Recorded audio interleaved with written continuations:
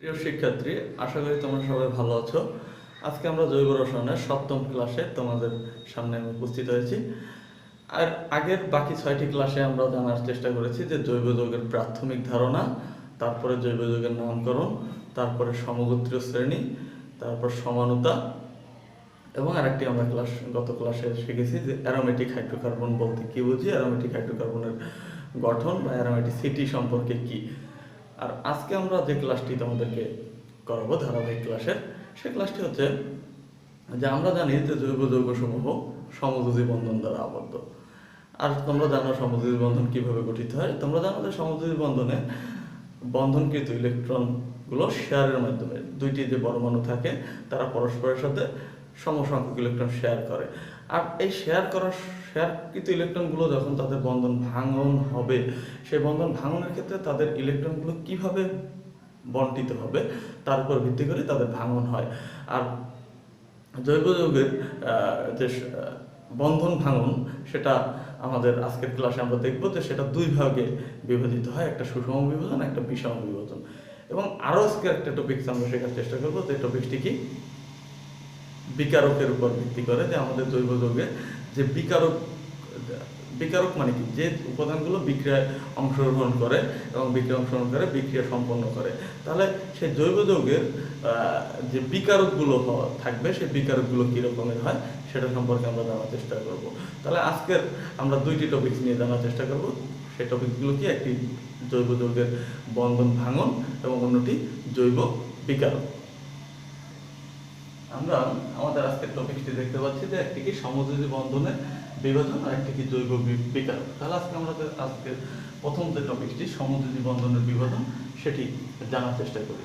আমরা জানি যে সমযোজী বন্ধন যখন গঠিত হয় তখন তাদের মধ্যে বন্ধনের যে ইলেকট্রনগুলো পরস্পরের সাথে শেয়ার করে, অর্থাৎ এখানে দুইটি এ পরমাণু, তাদের একটি এ অপর একটি এর সাথে একটি করে ইলেকট্রন শেয়ারের মাধ্যমে তাদের বন্ধনটি গঠন করেছিল। অর্থাৎ এটি একটি সমযোজী অণু যদি আমরা কল্পনা করি, তাহলে তাদের এই সমযোজী বন্ধনে যে বন্ধনকৃত ইলেকট্রন, সেই ইলেকট্রন যদি ভাঙনের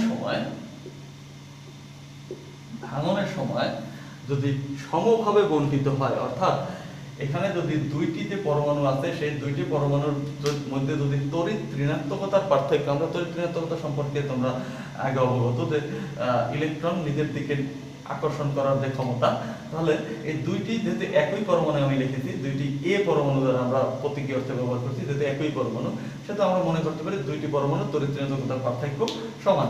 অর্থাৎ এই ভাঙনের ক্ষেত্রে তাদের তড়িৎ ঋণাত্মকতার পার্থক্য একই হওয়ার কারণে দেখা যাবে যখন এদের ভাঙন হবে, তখন দুইটি শেয়ারকৃত ইলেকট্রনের দুইটি পরমাণু একটি একটি ইলেকট্রন নিজের দিকে নিয়ে নেবে, এবং তখন তাদের ক্ষেত্রে যে অবস্থাটা সৃষ্টি হয়েছে, আর সেটাকে আমরা বলতে পারি কি মুক্ত মূলক, অর্থাৎ ফ্রি রেডিক্যাল বলা হয়, মুক্তমূলক বা ফ্রি রেডিক্যাল। অর্থাৎ এখন সব সময় যে ভাঙন একই রকম হবে এরকম না, কারণ কোনো ক্ষেত্রে যে যদি আমরা এভাবে দুইটি পরমাণু ধরতাম, যদি এ আর বি, তাহলে এখানে দেখা যাচ্ছে যে দুটি ভিন্ন মৌল দিয়ে যৌগ দুটি গঠিত হয়েছে। অর্থাৎ এখানে দুইটি মৌলের কিন্তু তড়িৎ ঋণাত্মকতার পার্থক্য একই নাও হতে পারে। যদি দুইটি পরমাণুর মধ্যে তড়িৎ ঋণাত্মকতার পার্থক্য না হয়, তখন যদি বিভাজনটা সৃষ্টি হলো, তখন আবার কি দেখা গেল যে বি এর তড়িৎ ঋণাত্মকতা এর চেয়ে বেশি, বি এর তড়িৎ ঋণাত্মকতা এর চেয়ে বেশি, তাহলে তো ইলেকট্রন গ্রহণ করার ক্ষেত্রে কি বি এগিয়ে থাকবে, তাহলে কি ইলেকট্রনগুলো কি বি তার নিজের দিকে নিয়ে নেবে। আর তখন কিন্তু আমাদের এ আংশিক ধনাত্মক চার্জযুক্ত হয়ে যাবে। অর্থাৎ আমাদের দেখতে পাচ্ছি যে বিভাজন দুই রকম হচ্ছে না। একটিতে দেখতে পাচ্ছি আমরা বিভাজনের ক্ষেত্রে ইলেকট্রনগুলো সমভাবে বণ্টিত হচ্ছে, এবং অন্যটিতে দেখতে পাচ্ছি যে যার তড়িৎ ঋণাত্মকতা বেশি সে তার নিজের দিকে নিয়ে নিচ্ছে। অর্থাৎ আমাদের বিভাজন দুইভাবে সংগঠিত হয়, বিভাজন দুই ধরনের হয়, একটি সুষম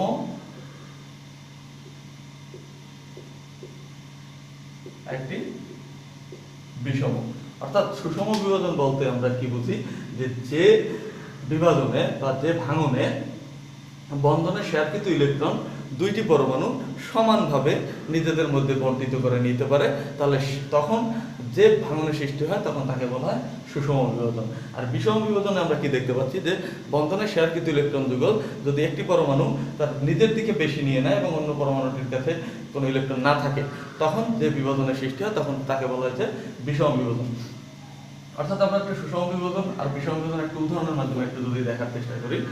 যদি আমরা মনে করি দুটি একটা ক্লোরিন পরমাণু নিলাম আমি, তাহলে আমরা ক্লোরিন পরমাণুর ক্ষেত্রে আমরা দেখতে পাচ্ছি একটি ক্লোরিন পরমাণু আর একটি ক্লোরিন পরমাণুর সাথে এভাবে বন্ধনে যুক্ত। এখন তাদের যদি আমরা ভাঙন সম্পন্ন করি তখন কি সৃষ্টি হবে?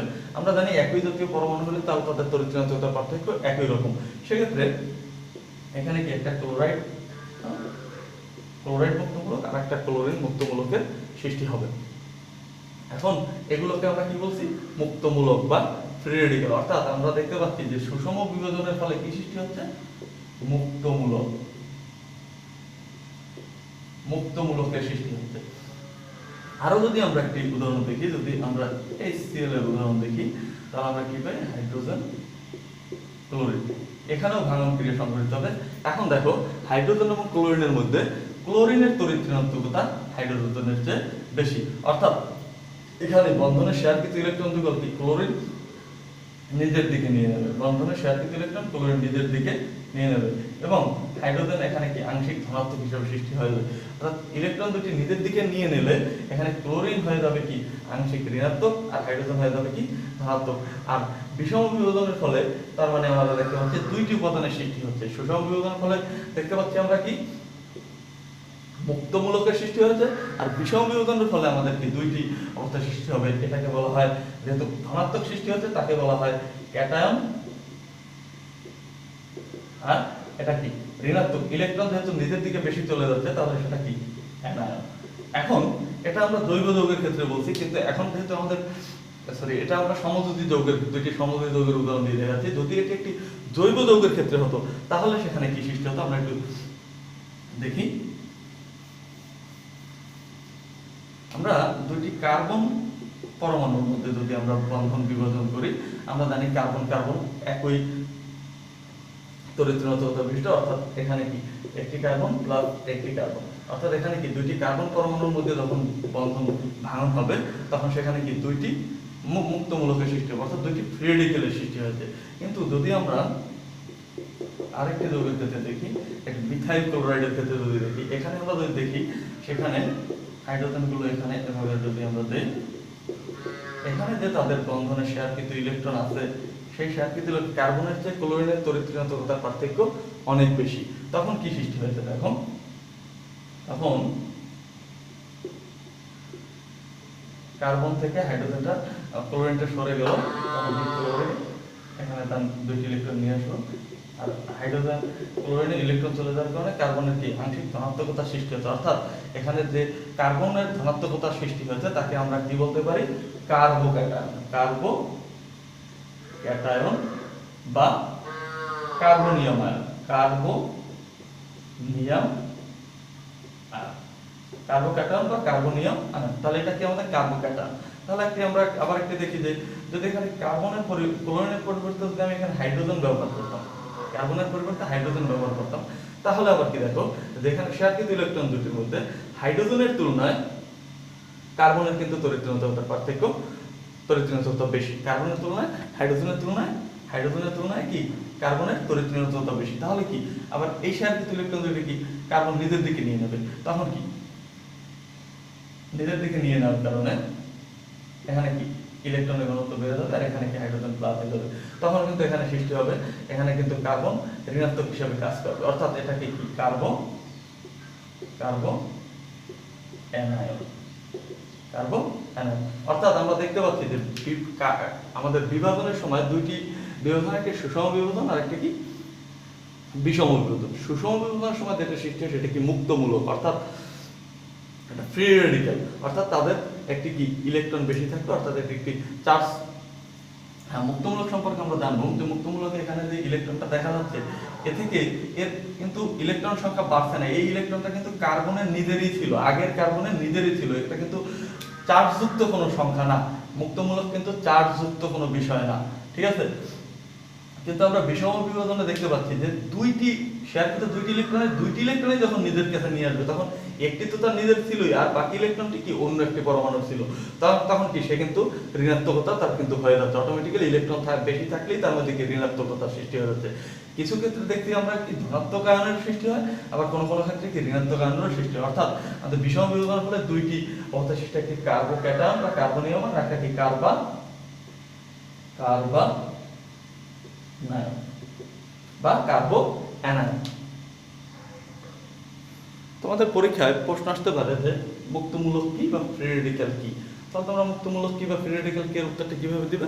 যে মুক্তমূলক হচ্ছে যখন সমযোজী বন্ধনের সুষম বিভাজনের ফলে যে পরমাণু বা মূলকের সৃষ্টি হয় তাকেই বলা হয় কি মুক্তমূলক বা ফ্রি রেডিক্যাল। এখন প্রশ্ন আসতে পারে যে মুক্তমূলকের বৈশিষ্ট্য কি বা মুক্তমূলক কি। তাহলে তোমরা দেখেছো যে মুক্তমূলক কিভাবে সৃষ্টি হয়। যেমন আমরা দেখলাম দুইটি কার্বন পরমাণু, তাদের মধ্যে শেয়ারকৃত ইলেকট্রন ভাঙনের মাধ্যমে একটি কি কার্বনের সৃষ্টি হয়েছে। অর্থাৎ এখানে দেখা যাচ্ছে যে এর উপরে একটা ইলেকট্রন, এই ইলেকট্রনটি কিন্তু এক্সট্রা ইলেকট্রন না, এই ইলেকট্রনটি কি আমাদের যে কার্বন পরমাণু যে শেষ সেলে যে ইলেকট্রন ছিল 6, তার যে শেষ সেলের যে একটা ইলেকট্রন যে তার সাথে আরেকটা কার্বনের সাথে যে শেয়ার করছিল, সেই শেয়ারকৃত ইলেকট্রন যখন আলাদা হয়ে গেছে সেটা কিন্তু তার নিজেরই।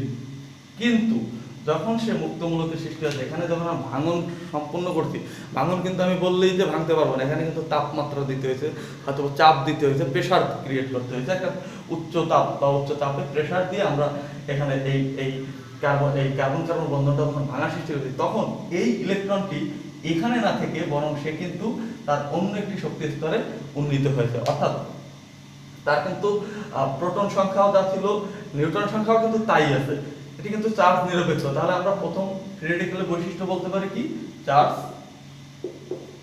নিরপেক্ষ বা আধান নিরপেক্ষ। কিন্তু এই ফ্রি রেডিক্যালটি কিন্তু অনেক সক্রিয়। কিভাবে অনেক সক্রিয়? সে যখন কিন্তু এখন অন্য শক্তি স্তরে উন্নীত হয়, এখানে আরো শক্তি স্তর থাকতে পারে, ঠিক আছে। তো আমরা এই শক্তি স্তর না, সে অন্য শক্তি স্তরেও লাভ দিয়ে চলে যেতে পারে, কেননা তাকে কি ভাঙানো করা হয়েছে, এবং ভাঙার সময় সে ভেঙে যেতেই পারে। যেমন আমরা কোনো একটি একটা কাঠের টুকরোকে যদি ভাঙার চেষ্টা করি, তখন দেখা যাবে যে ভাঙার সময় সেটি কিন্তু এদিক ওদিকে ছড়িয়ে ছিটিয়ে যায়। এ থেকে তো যে কাঠের টুকরাটি যে বড় হচ্ছে তা কিন্তু না, কাঠের টুকরার কণাগুলো কিন্তু এদিক ওদিকে ছড়িয়ে পড়ছে। ঠিক এখানেও সেরকম, যে কার্বন কার্বনের যে বন্ধনটা ছিল তার যে সুষম বিভাজনের ফলে যে ইলেকট্রনটি সৃষ্টি হয়েছে, সেই ইলেকট্রনটি কিন্তু তার আগের শক্তি স্তরে নাই। যেমন আমরা যদি শুধু কার্বনের যদি আমরা ইলেকট্রন বিন্যাস দেখি, তাহলে কি 4, 2, 6 এটি সাধারণ কার্বনের, কিন্তু যখন ভাঙনের মাধ্যমে বন্ধনে আবদ্ধ ছিল এবং সেখান থেকে কার্বন পরমাণুটি ভাঙনের মাধ্যমে নতুন কার্বন ফ্রি রেডিক্যালের সৃষ্টি হয়েছে, তখন কিন্তু তার ইলেকট্রনটি কিন্তু নতুন শক্তি স্তরে চলে যাবে। আর যখন নতুন শক্তি স্তরে চলে যাবে, তখন এই ইলেকট্রনটি কিন্তু তার পক্ষে ত্যাগ করা কিন্তু কোনো কষ্টসাধ্য ব্যাপার না, সে কিন্তু ইজিলি ইলেকট্রনটা ত্যাগ করে দেবে। অর্থাৎ এটি কিন্তু অনেক সক্রিয় হবে। অর্থাৎ আমরা বলতে পারি যে ফ্রি রেডিক্যালের বৈশিষ্ট্য কি, এটি চার্জ নিরপেক্ষ থাকবে এবং এটি কি অত্যন্ত সক্রিয় থাকবে এবং এর খুব দ্রুত বিক্রিয়া করবে। তাহলে আমরা কি শিখলাম যে ফ্রি রেডিক্যাল কিভাবে সৃষ্টি হয়, ফ্রি রেডিক্যাল সুষম বিভাজনের মাধ্যমে সৃষ্টি হয়। আর কি শিখলাম যে ফ্রি রেডিক্যালের বৈশিষ্ট্য, ফ্রি রেডিক্যাল কি থাকবে, চার্জ নিরপেক্ষ থাকবে এবং অনেক সক্রিয় হবে। এরপরে আমরা শিখব যে সুষম বিভাজনের মাধ্যমে শিখলাম ফ্রি রেডিক্যাল। এবার আমরা শিখব যে বিষম বিভাজনের মাধ্যমে যে কার্বোক্যাটায়ন এবং কার্বনায়নগুলো সৃষ্টি হয় তাদের বৈশিষ্ট্য কিরকম। আচ্ছা, তাহলে আমরা দেখি কার্বোক্যাটায়ন কিভাবে সৃষ্টি হয়। আমরা দেখেছি যে কার্বনের সাথে যখন অন্য তড়িৎ ঋণাত্মক মৌল যুক্ত থাকে, যেমন একটি আর মূলক বা একটা কার্বনেট লিখলাম, এখানে শেয়ারকৃত ইলেকট্রন এভাবে ছিল। এখন তোমরা দেখতে পাচ্ছ যে এখানে ক্লোরিনের তড়িৎ ঋণাত্মকতা কার্বনের চেয়ে বেশি, ফলে ক্লোরিন তার এখানে শেয়ারকৃত যে দুইটি ইলেকট্রন আছে, এই শেয়ারকৃত যে দুইটি ইলেকট্রন আছে সে কি তার নিজের দিকে নিয়ে নেবে। অর্থাৎ কার্বন পরমাণুকে এখানে আংশিক ধনাত্মক চার্জ যুক্ত হয়ে গেল। অর্থাৎ এখানে যে কার্বন পরমাণুটা সৃষ্টি হয়েছে, সেই কার্বন পরমাণুটাকে আমরা কি বলবো, কার্বোক্যাটায়ন। অর্থাৎ প্রশ্ন যদি আসে যে কার্বোক্যাটায়ন কিভাবে সৃষ্টি হয় বা কার্বনিয়াম আয়ন কিভাবে সৃষ্টি হয়, অর্থাৎ কি বিষম বিভাজনের ফলে। এবং এই কার্বনিয়াম আয়নের বৈশিষ্ট্য একই রকম, এরা অনেক শক্তিশালী হয়।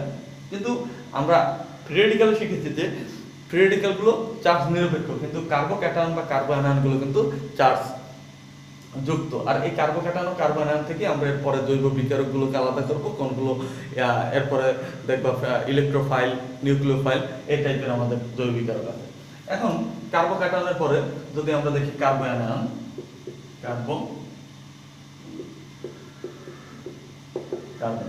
ঠিক আছে। তাহলে কার্বনায়নের ক্ষেত্রে একই রকম আমরা দিলাম, এখানে একটা হাইড্রোজেন দিয়ে দিলাম। যদি এখানে এগুলো মনে করো হাইড্রোজেন আছে, তাহলে এখানে হাইড্রোজেনের সাথে বন্ধনে যুক্ত ছিল, তাহলে হাইড্রোজেনের তড়িৎচুম্বকতা কার্বনের চেয়ে কম, ফলে শেয়ারকৃত ইলেকট্রনগুলো কি কার্বন নিজের দিকে নিয়ে নেবে। অর্থাৎ নিজের দিকে নিয়ে নিলে কিন্তু সে কিন্তু একটা ঋণাত্মক চার্জে সৃষ্টি হয়ে গেল। এই দুইটি ইলেকট্রনের পরিবর্তে আমরা এখানে কি লিখতে পারি, যে সে আংশিক ঋণাত্মক হয়ে গেল, অর্থাৎ এটা কি কার্বোঅ্যানায়নে পরিণত হলো। অর্থাৎ কার্বোঅ্যানায়ন এবং কার্বোক্যাটায়ন কি বিষম বিভাজনের মাধ্যমে সৃষ্টি হয়। এখন কার্বোক্যাটায়ন এবং কার্বোঅ্যানায়নের আরেকটা ব্যাপার আছে, সেটি হচ্ছে কার্বোক্যাটায়ন ও কার্বোঅ্যানায়নের সক্রিয়তা এবং স্থায়িত্বের একটা ব্যাপার আছে, আমরা সেটা একটু শেখার চেষ্টা করতেছি। তাহলে তোমরা দেখো, আগে আমরা কার্বোক্যাটায়ন নিয়ে একটু কথা বলি। আমরা যখন কার্বন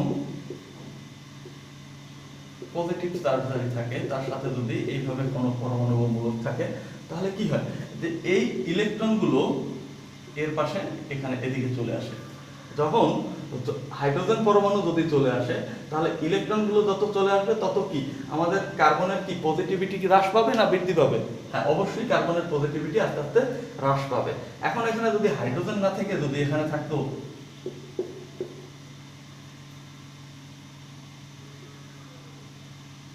একটা মূলক, একটা হাইড্রোজেন, ঠিক আছে, এবং এটা প্লাস, তাহলে এই যৌগটার ক্ষেত্রে কি হতো, যে এটার ক্ষেত্রে এপাশে আমরা যে যৌগটা লিখছি সেখানে দেখতে পাচ্ছি যে এই মিথাইল মূলকটির তিনটা হাইড্রোজেন পরমাণু, হাইড্রোজেন ইলেকট্রন এসে এই ক্যাটায়নটির কাছে চলে আসলে ইলেকট্রন ঘনত্ব এখানে কার্বনের দিকে চলে আসার কারণে আমাদেরকে কার্বনের পজিটিভিটি কি আংশিক কমে যাচ্ছে, অর্থাৎ কিছুটা হলেও পজিটিভিটি কমে যাচ্ছে। অন্যদিক থেকে এটার ক্ষেত্রে আমরা দেখতে পাচ্ছি কি দুইটা হাইড্রোজেন পরমাণু এবং একটি আর মূলক, অবশ্য এই একটি আর মূলক যদি থাকে তাহলে তাকে বলা হয় 1 ডিগ্রি কার্বোক্যাটায়ন, ঠিক আছে। তো একটা যদি আর মূলক থাকে তাহলে দুইটা হাইড্রোজেন এবং একটা আর মূলক আগের পরমাণুটির চেয়ে, আগের কার্বোক্যাটায়নটির চেয়ে কি সে কি বেশি কি ইলেকট্রন পাঠাবে এখানে, কারণ এই কার্বনটির ক্ষেত্রে এখানে আর ছিল, তার আবার 3টি হাইড্রোজেন ছিল, সেই 3টি হাইড্রোজেনের ইলেকট্রন আর বাকি আরো 2টি হাইড্রোজেন ইলেকট্রন মিলে কি এই কার্বনটার কি ইলেকট্রন ঘনত্ব কি আরো হ্রাস করবে, অর্থাৎ সক্রিয়তা কি আরো কমবে। এরপর যদি আমরা আরেকটি দেখি, একটি হাইড্রোজেন, এটিও একটি কার্বোক্যাটায়ন, এখানে দুইটা আর মূলক আছে, অর্থাৎ এটি 2 ডিগ্রি কার্বোক্যাটায়ন। এটা যেভাবে ইলেকট্রন এসে এর কার্বনের ধনাত্মকতা হ্রাস করেছিল, এক্ষেত্রে কি আরো বেশি ধনাত্মকতা হ্রাস করবে এর ইলেকট্রনগুলো, এবং এই হাইড্রোজেনটির ইলেকট্রন এসে এর পজিটিভিটি কি আরো হ্রাস করবে। অর্থাৎ আমরা দেখতে পাচ্ছি যে ওর কার্বোক্যাটায়নের সক্রিয়তা বা কার্বোক্যাটায়নের সক্রিয়তা অর্থাৎ তার যে পজিটিভিটি এটি সবচেয়ে বেশি। তারপরে আমরা দেখতে পাচ্ছি কি 1 ডিগ্রিটির, তারপর দেখতে পাচ্ছি আমরা যদি 2টি আর মূলক থাকে তার, এরপর যদি আমরা আরেকটি তোমাদের দেখাই, আরেকটি গঠন যে 3টি আর মূলক থাকতে পারে, ঠিক আছে। যদি এভাবে কোনো কার্বোক্যাটায়ন থাকে তাহলে এর ক্ষেত্রে কি 3টি আর মূলক এসে তাদের ইলেকট্রন ঘনত্ব কি আর অতিরিক্ত ইলেকট্রন এখানে আসার কারণে এর পজিটিভিটি কি একেবারেই হ্রাস হয়ে যাবে, অর্থাৎ এর কোনো ধনাত্মকতা থাকে না বললেই চলে। তাহলে ওর সক্রিয়তা কি সবচেয়ে কম। তাহলে যদি পরীক্ষা আসে যে কার্বোক্যাটায়নের সক্রিয়তা কোনটি, কত ডিগ্রি কার্বোক্যাটায়ন সবচেয়ে বেশি সক্রিয়, তাহলে কি একেবারে যেটি কার্বন শুধু হাইড্রোজেন থাকবে তার সক্রিয়তা তো সবচেয়ে বেশি, তারপর যদি 1 ডিগ্রি 2 ডিগ্রি কার্বোক্যাটায়ন দেওয়া হয় তাহলে কি 1 ডিগ্রি সক্রিয়তা বেশি, তারপর 2 ডিগ্রি, তারপর 3 ডিগ্রি। কারণটা কি তোমরা বুঝতে পারছো, যত আর মূলক বেশি থাকবে তত ইলেকট্রন আমাদের কার্বনটিকে কি বেশি চাপ দিবে, অর্থাৎ তার পজিটিভিটি কি হ্রাস পাবে, আর সেহেতু কি তার ধনাত্মকতাও হ্রাস পেয়ে যাবে, ঠিক আছে। তারপর 2 ডিগ্রি ক্ষেত্রে আরো বেশি, 3 ডিগ্রি ক্ষেত্রে আরো বেশি পজিটিভিটি হ্রাস করবে, ফলে কি তার সক্রিয়তা সবচেয়ে কম। এখন এখানে সক্রিয়তার যে ক্রমটা এটি হচ্ছে আমাদের কি সক্রিয়তা, এটি কি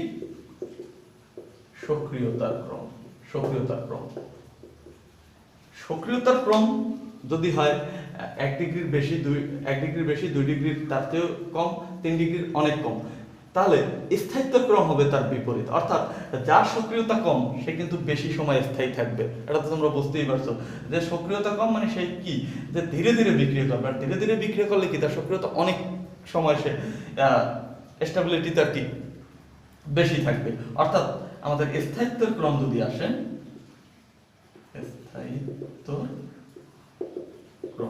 স্থায়িত্বের ক্রম কি হবে, 3 ডিগ্রির কি বেশি, তারপর 2 ডিগ্রি, তারপর কি 1 ডিগ্রি। অনুরূপভাবে কার্বোক্যাটায়নের ক্ষেত্রে যেটি হয়েছে কার্বোঅ্যানায়নের ক্ষেত্রেও একই রকম। আমরা একটু দেখার চেষ্টা করি। তাহলে তোমরা দেখতে পাচ্ছ কয়েকটি আমি কার্বন আয়নের নাম লিখে রাখছি। দেখো, প্রথম কার্বনের সাথে 3টি হাইড্রোজেন, অর্থাৎ এই 3টি হাইড্রোজেনের যে ইলেকট্রনের ঘনত্ব সেটি এখানেতে ঋণাত্মক চার্জ আছে এবং 3টি হাইড্রোজেনের ইলেকট্রন গিয়েও এই কার্বনকে দেওয়া দেওয়া হবে, ফলে তার ইলেকট্রন ঘনত্ব কিছুটা বাড়বে। তো ওর যতটা বাড়বে তার চেয়ে যত আর মূলক, আমরা এটাকে 1 ডিগ্রি বলছি, 1 ডিগ্রির ক্ষেত্রে কি তার চেয়ে কি বেশি ইলেকট্রন ঘনত্ব বৃদ্ধি পাবে, অর্থাৎ এর চেয়ে এর শক্তি বেশি। এরপর যদি আমরা আসি 2 ডিগ্রির ক্ষেত্রে, তুমি দেখো 2 ডিগ্রির ক্ষেত্রে 2টা আর মূলক, তো 2টা আর মূলকের কি ইলেকট্রন ঘনত্ব একটা আর মূলকের চেয়ে অবশ্যই বেশি হবে, তাহলে কি 2 ডিগ্রির ইলেকট্রন ঘনত্ব তার চেয়েও বেশি। আর 3 ডিগ্রির কার্বন আয়নের ক্ষেত্রে আমরা দেখতে পাচ্ছি যে তার সক্রিয়তা সবচেয়ে বেশি, কারণ কি তার 3টা আর মূলক যদি আসে, তার 3টা আর মূলক আসলে এমনিতেই তো সে ঋণাত্মক আছে এবং তার ইলেকট্রন ঘনত্ব কি 3টা আর মূলক কি আরো তাদের ইলেকট্রন দিয়ে কি ইলেকট্রন ঘনত্ব কি আরো বৃদ্ধি করবে। অর্থাৎ 3 ডিগ্রি আর মূলকের 3 ডিগ্রি কার্বোনায়নের সক্রিয়তার ক্রম সবচেয়ে বেশি। তাহলে আমরা কার্বোক্যাটায়ন ও কার্বোঅ্যানায়নের ক্ষেত্রে আমরা উল্টো দেখতে পাচ্ছি যে কার্বোক্যাটায়নে দেখতে পাচ্ছি যে 1 ডিগ্রি সক্রিয়তা বেশি, 2 ডিগ্রি কম, তারপর 3 ডিগ্রি আরো কম। আর কার্বোনায়নের ক্ষেত্রে দেখতে পাচ্ছি যে 3 ডিগ্রির সক্রিয়তা সবচেয়ে বেশি, 2 ডিগ্রি সক্রিয়তা তার চেয়ে কম, এবং 1 ডিগ্রির এবং শুধু কার্বন সম্বলিত যে হাইড্রোজেন দ্বার থাকে তার সক্রিয়তা আরো কম। এবং এদের এটা সক্রিয়তার ক্রম, এবং তাহলে সক্রিয়তার ক্রম যদি এটা হয় তাহলে স্থায়িত্বের ক্রম হবে তার বিপরীত। অর্থাৎ এখানে আমরা দেখতে পাবো যে 1 ডিগ্রি যে কার্বোনায়নগুলো আছে সেগুলো কিন্তু অধিক সক্রিয় হবে, অধিক স্থায়িত্ব হবে, কারণ কি তাদের ভাঙনের হারটা কি 3 ডিগ্রির তুলনায় কম বা 2 ডিগ্রির তুলনায় কম, তারপর কি 2 ডিগ্রি, তারপর কি 3 ডিগ্রি। তাহলে প্রিয় শিক্ষার্থীরা, আজকে আমরা কার্বোক্যাটায়ন এবং কার্বোঅ্যানায়নের এই যে স্থায়িত্বের ক্রম ও সক্রিয়তার ক্রম থেকে আমাদের পরীক্ষায় এমসিকিউ আসে এবং পরীক্ষা হয়তো বা প্রশ্ন, সৃজনশীল জ্ঞানমূলক প্রশ্ন আসতে পারে যে কার্বোক্যাটায়ন ও কার্বোঅ্যানায়নের সক্রিয়তা ব্যাখ্যা করো। তাহলে আশা করি তোমরা বুঝতে পারছো। এখন আমরা জৈব বিকারক সম্পর্কে জানবো। তোমরা দেখতে পাচ্ছ যে জৈব বিকারক মানে জৈব যৌগের বিক্রিয়ায় যারা অংশগ্রহণ করবে এবং অংশগ্রহণ করে বিক্রিয়া সম্পন্ন করবে তাদেরকে আমরা সাধারণত জৈব বিকারক বলে থাকি। জৈব বিকারক সাধারণত 2 ধরনের হয়, একটা ইলেকট্রোফাইল, একটা নিউক্লিওফাইল। অর্থাৎ ইলেকট্রোফাইল বলতে আমরা কি বুঝি, যারা ইলেকট্রনের প্রতি কি আকর্ষণ, ইলেকট্রনের প্রতি, তাহলে তোমরা একটু বোঝার চেষ্টা করো, ইলেকট্রোফাইল মানে ইলেকট্রনের প্রতি আকর্ষণ। অর্থাৎ ইলেকট্রনের প্রতি আকর্ষণ থাকবে কাদের, যারা পজিটিভ চার্জ বিশিষ্ট যে বিকারকগুলো থাকবে তারা সাধারণত ইলেকট্রোফাইল। আর নিউক্লিওফাইল মানে কেন্দ্রাকর্ষী বলতে মানে কি, কেন্দ্রের প্রতি যাদের আকর্ষণ থাকবে।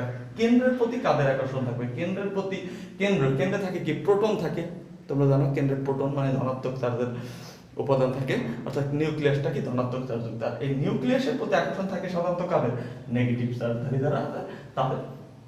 তাহলে আমরা বুঝতে পারলাম যে ইলেকট্রোফাইল বলতে আমরা বুঝি যে সকল বিকারক ইলেকট্রনের প্রতি আকর্ষণ থাকবে এবং বিক্রিয়া সম্পন্ন করবে তাদেরকে সাধারণত বলা ইলেকট্রোফাইল। এবং তাদেরকে আমরা চেনার জন্য আমাদের একটা উপায় আছে, তাদের চার্জ যদি দেখি পজিটিভ চার্জ যদি থাকে তাহলে তারা সাধারণত ইলেকট্রোফাইল।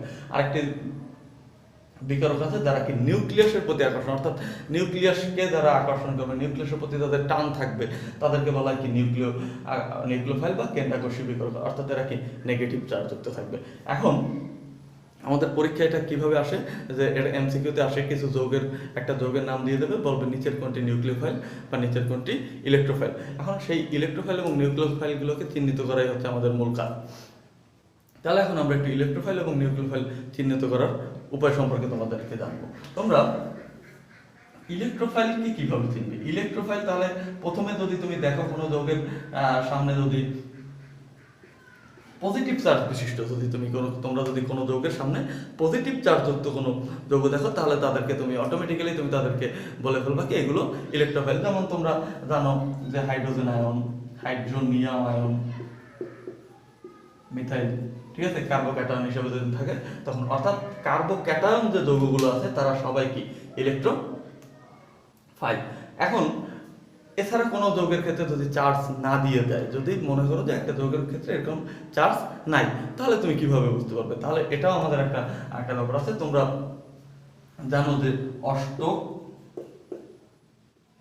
সংকোচন বলতে একটা কথা আছে, সংকোচন তোমরা শিখেছো। অষ্টক সংকোচন অর্থাৎ যে সকল যৌগগুলো যৌগ গঠন করার সময় তাদের সর্বশেষ স্তরে অষ্টক পূর্ণ না হয় না, ঠিক আছে, সেই যৌগগুলোর কে আমরা বলি অষ্টক সংকোচন। যেমন তোমরা শিখছো BF3 বোরন ট্রাইফ্লোরাইড, এটার ক্ষেত্রে আমরা কি দেখি যে এদের সর্বশেষ স্তরে কিন্তু আমাদের ইলেকট্রন পূর্ণ হয় না, ঠিক আছে। আর ইলেকট্রন পূর্ণ না হওয়ার কারণে তারা কিন্তু ইলেকট্রনের প্রতি তাদের কিন্তু একটা আকর্ষণ, ঠিক আছে, ইলেকট্রন তাদেরকে কিন্তু আকর্ষণ করে, ঠিক আছে। যে এদের কিন্তু স্তরে ইলেকট্রন পূর্ণ হয় না, ফলে এখানে কিন্তু ইলেকট্রন গমন করার একটা প্রবণ থাকে।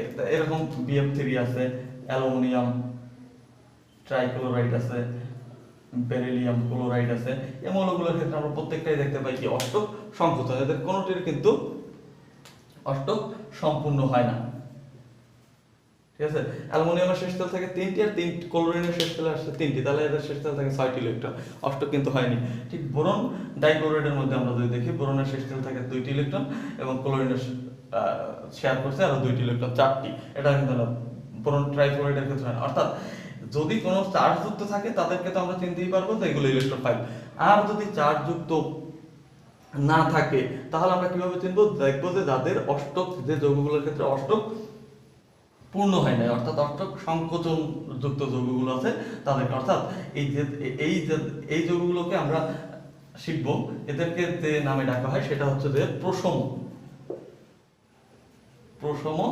ইলেকট্রোফাইল। অর্থাৎ এরা ধনাত্মকও না ধনাত্মক না, তাহলে এরা কি চার্জ বিহীন অবস্থায় যারা থাকবে তাদেরকে ডাকা হয় কি প্রশম ইলেকট্রোফাইল, প্রশম ইলেকট্রোফাইল। তাহলে আমরা ইলেকট্রোফাইল চেনার শিখলাম, এবার আমরা নিউক্লিওফাইল চিনবো। নিউক্লিওফাইল একইভাবে যে বিকারকগুলোর সাথে চার্জ দেয়া থাকবে, যেমন নেগেটিভ চার্জ দেয়া থাকবে, যেমন ওয়াইস মূলক আছে, আমরা দেখছি ওয়াইস মূলক আছে, অ্যামিন মূলক আছে, ঠিক আছে, ওএইচ মূলক আছে, অ্যামিন মূলক আছে। ঠিক এখানে কার্বো অ্যানায়ন হিসেবে ঋণাত্মক চিহ্ন, অর্থাৎ মাইনাস যে চার্জ দেয়া থাকবে যে যৌগগুলো, সেই যৌগগুলোকে আমরা কিন্তু অটোমেটিক্যালি বলে ফেলবো যে এগুলো কিন্তু নিউক্লিওফাইল, অর্থাৎ এরা কি মাইনাস আছে, এরা নিউক্লিয়াসের প্রতি আকর্ষণ করবে, ঠিক আছে। এছাড়া আমরা আরো নিউক্লিওফাইল আছে, সেগুলোকে আমরা কিভাবে চিনবো?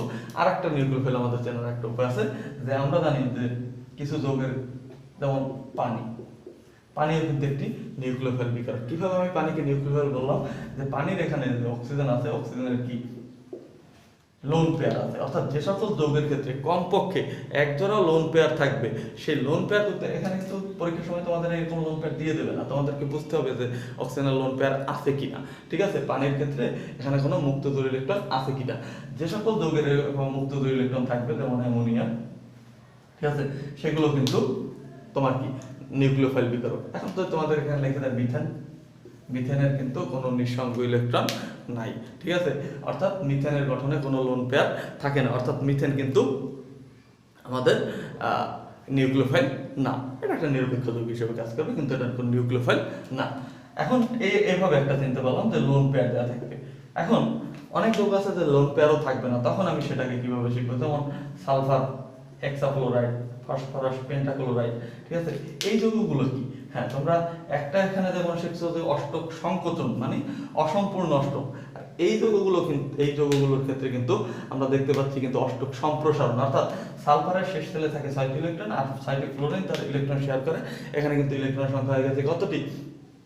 12টি, ঠিক আছে, শেষ তেলে ইলেকট্রন হয়ে গেছে কতটি? 12টি, অর্থাৎ অষ্টক কিন্তু সম্প্রসারিত হয়েছে। অনুরূপভাবে ফসফরাসের শেষ তেলে 5টি ইলেকট্রন এবং ওই ক্লোরিনের শেষ তলের 5টি ইলেকট্রন শেয়ার করে কিন্তু তারা যৌগ গঠন করে, অর্থাৎ ফসফরাস পেন্টাক্লোরাইডও কিন্তু অষ্টক সম্প্রসারণ হয়েছে। অর্থাৎ যে যৌগগুলোর ক্ষেত্রে আমরা দেখব ঋণাত্মক চার্জ দেওয়া থাকবে সেগুলো তো নিউক্লিওফাইল হিসেবে কাজ করবে। এছাড়াও যে সকল যৌগের ক্ষেত্রে লোন পেয়ার থাকবে এবং যে সকল যৌগের ক্ষেত্রে অষ্টক সম্প্রসারণ ঘটবে সেই যৌগগুলো আমাদের কি নিউক্লিওফাইল হিসেবে কাজ করবে। আশা করি তোমরা জৈব যৌগের বিকারক যে দুই ধরনের বিকারক ইলেকট্রোফাইল এবং নিউক্লিওফাইল সম্পর্কে বুঝতে পেরেছো, এবং এর আগে আমরা বন্ধন ভাঙন সম্পর্কে বুঝেছি, সেটিও তোমরা আশা করি বুঝতে পেরেছো। তোমরা সবাই সুস্থ থাকবে। পরবর্তী ক্লাসে তোমাদের সাথে আবার দেখা হবে। আমার জন্য সবাই দোয়া করবে।